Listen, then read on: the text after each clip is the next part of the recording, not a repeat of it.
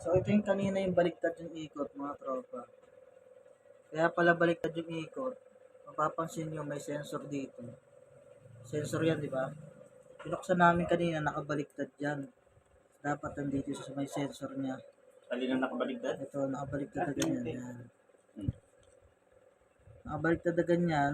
Wala nang pinagkakapitan yung sensor. Mag-error talaga yung pag niya. Kailangan itong magnetic na yan, nandito sa sensor. So, baligtad ng lagay? So, baliktad yung pagkaano. Kaya yung baliktad yung, kasi binidyoan namin di kanina sir. Oo. Yung ano niya, yung blower niya, baliktad din.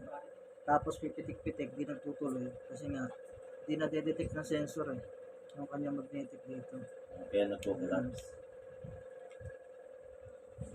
Ang nangyari dito siguro, ano, nag-stack up tong ano niya, naka-bearing. Chinek siguro na ano, may nag-check na ito ah.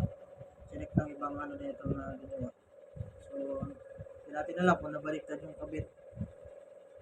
Pero ngayon, sinubukan mo na kapag binaliktad mo na. Opo. Kasi sira-sira ano. Yung palitan, may motor shop po ba dito malapit? Wala. Ganun doon kanina. Medyo malayo lang ako. Punta natin. May sabit ng bearing. Ganun. Dalawa. Takbuhan na natin. Ano? Sakali ba, ano yan? Maaayos din nila kagad yan ngayon? Opo sir. Bearing Kami rin lang po naman. kami rin na mag-ayos nito. Ganun? O kasi kaya naman po pagana ngayon to. Kaso nga, hindi kami kampante kasi nga may problema rin.